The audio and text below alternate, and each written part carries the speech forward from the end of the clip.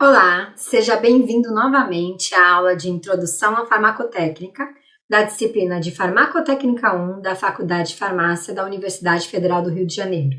Na primeira parte da aula, estudamos as diferentes formas farmacêuticas e vias de administração. Nessa segunda parte, sobre a introdução ao desenvolvimento farmacêutico, estudaremos como é feito o planejamento das formulações farmacêuticas. Qual é o tipo de forma farmacêutica mais adequado?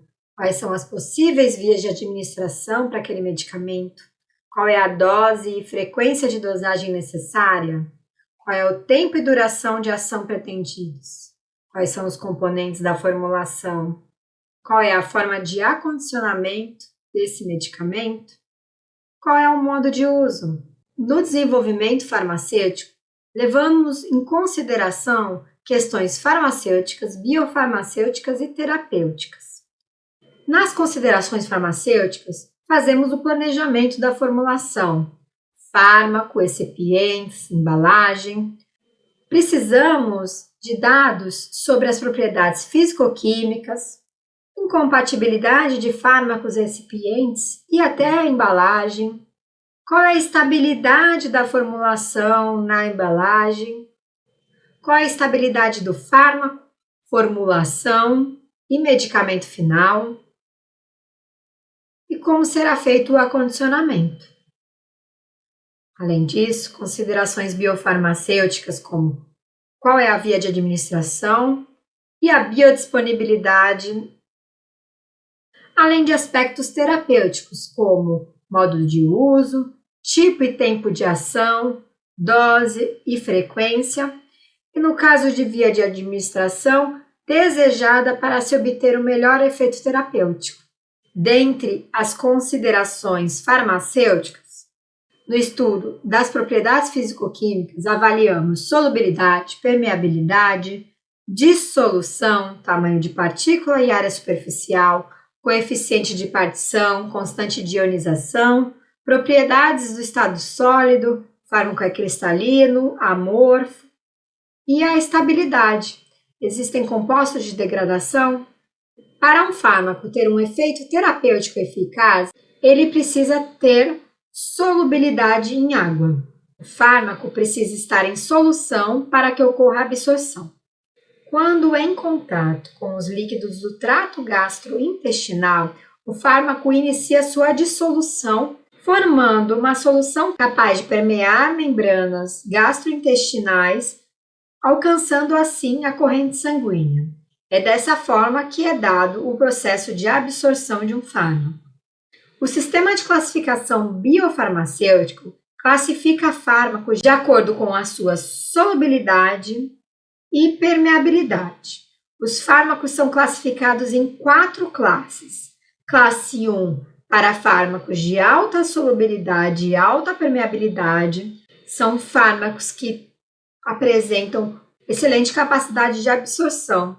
Fármacos classe 2 apresentam alta permeabilidade, mas já possuem problemas em relação à solubilidade. Recursos de formulação são necessários para que possamos contornar esse tipo de problema relacionado com a solubilidade. Fármacos classe 3 são fármacos com alta solubilidade, porém apresentam baixa permeabilidade. E fármacos classe 4 são fármacos com propriedades físico-químicas e biofarmacêuticas difíceis para a transformação em medicamento. O tamanho de partícula e área superficial são propriedades do fármaco que afetam diretamente a sua dissolução e absorção. Embora a solubilidade seja considerada uma constante físico-química, pequenos aumentos da solubilidade real também podem ser observados com a redução de tamanho de partícula. Tendo o mesmo volume, quais desses cubos apresentam maior área superficial? Você recorda como se faz o cálculo da área superficial de um cubo? Tente fazer esse cálculo sozinho. Pause o vídeo um pouquinho, vamos exercitar.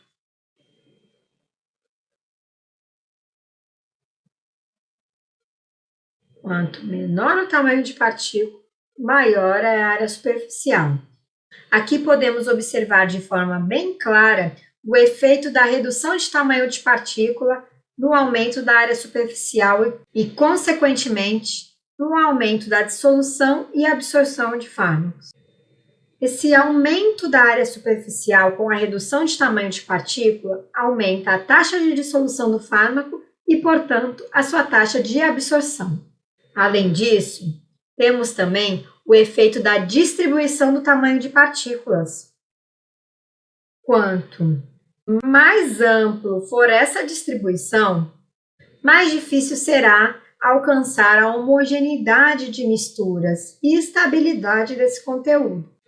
O coeficiente de partição é a medida do caráter lipofílico de uma molécula e é muito usado no desenvolvimento de formulações.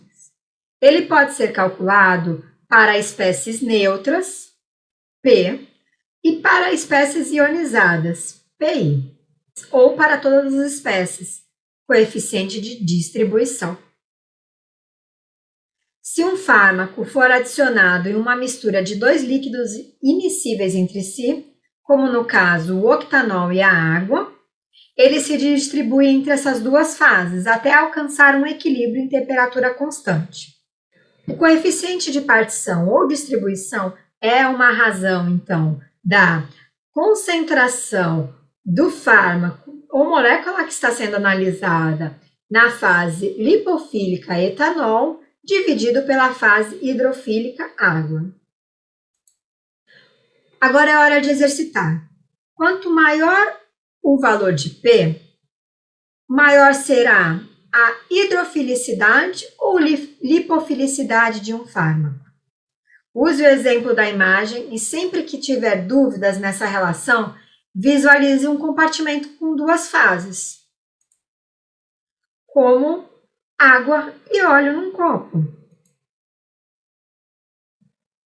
Então, na equação temos a concentração na fase óleo, ou seja, na fase lipofílica, dividido pela concentração na fase água, hidrofílica. Portanto, quanto menor for o coeficiente de partição, menos lipofílico será o fármaco. Agora, qual é a importância desse parâmetro para o desenvolvimento farmacêutico?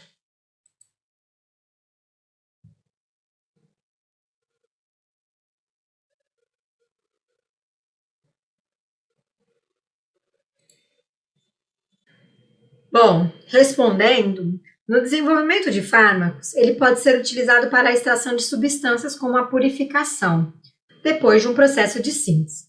Já no desenvolvimento farmacêutico, usamos para escolher a forma farmacêutica. Por exemplo, um fármaco muito lipofílico a ser administrado por via oral, ou eu teria que preparar uma solução oleosa que tem baixa adesão. O paciente não gosta de administrar soluções oleosas, ou precisaria preparar emulsões e suspensões, dependendo de outras características como a solubilidade do fármaco em componentes da formulação. E, além disso, as características do medicamento que eu desejo formular. O coeficiente de partição também influencia no planejamento da formulação, na escolha dos recipientes e adjuvantes. Tem importância na determinação da distribuição dos componentes da formulação entre a fase aquosa e oleosa de emulsões, ou na avaliação da absorção de fármacos a partir de formas farmacêuticas e o monitoramento terapêutico, como a extração de fármacos de fluidos biológicos. Ainda sobre as propriedades do fármaco, temos propriedades do estado sólido.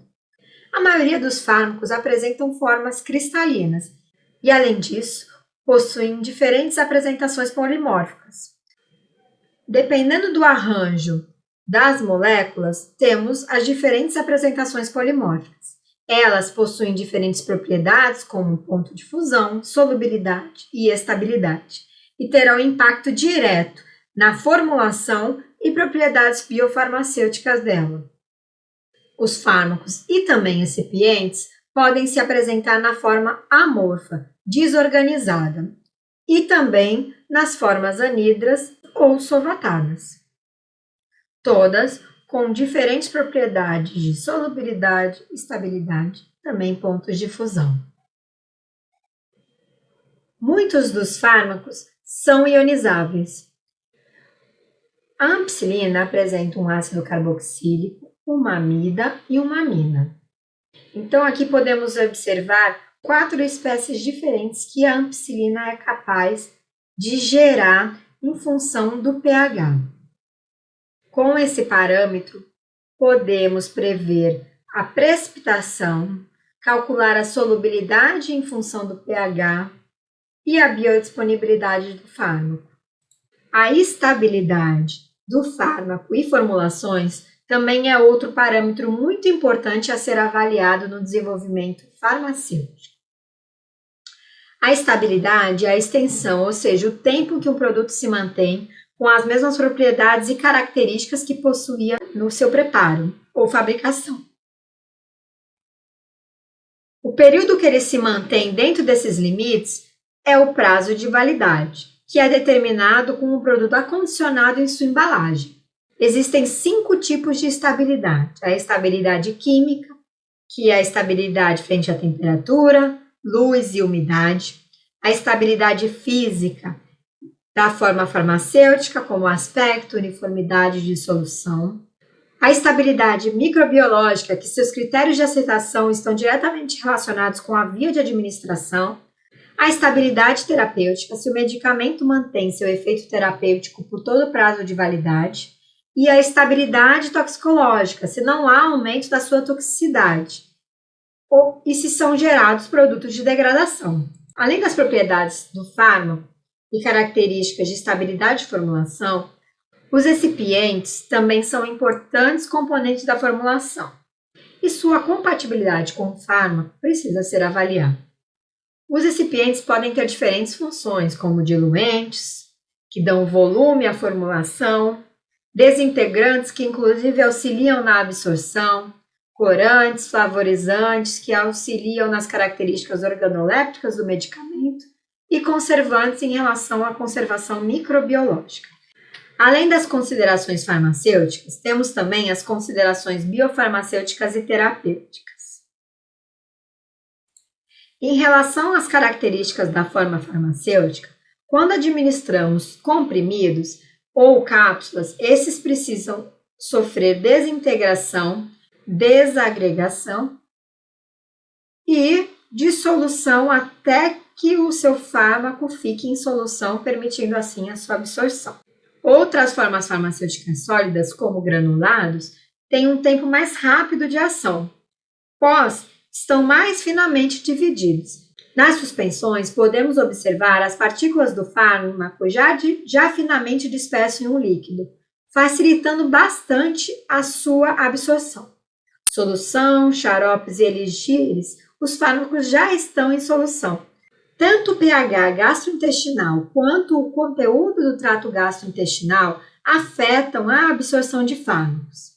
Relembrando que no desenvolvimento farmacêutico, estudamos a constante de dissociação.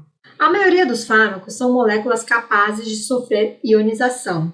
Por isso, eles poderão ter sua solubilidade alterada em função do pH do trato gastrointestinal. Os fármacos também podem sofrer efeito de primeira passagem, dependendo da sua via de administração. Portanto, a fração absorvida será diferente da fração biodisponível. A administração sublingual evita o efeito de primeira passagem, evita a ação do suco gástrico, então reduz a questão do efeito do pH e a possibilidade de degradação do meu fármaco e apresenta uma rápida absorção. Pela via retal, observamos uma redução de aproximadamente 50% do efeito de primeira passagem. No entanto, devido ao conteúdo e porção onde o fármaco será absorvido, observamos uma absorção irregular e de difícil predição. Na via parenteral, observamos diferentes perfis de absorção dependendo da forma que aquele medicamento for administrado. Na via intravenosa, o fármaco é injetado diretamente na corrente sanguínea, ou seja, ele é 100% biodisponível. A via parenteral também é muito útil quando o paciente não coopera ou está inconsciente, ou quando o medicamento não é eficaz por outras vias. Na via pulmonar, o tamanho de partícula é determinante para a penetração e para o local de ação do fármaco que será administrado. Você ficou com dúvidas nessa videoaula? Fez suas anotações? Utilize o fórum da nossa sala virtual para tirar suas dúvidas. Até mais!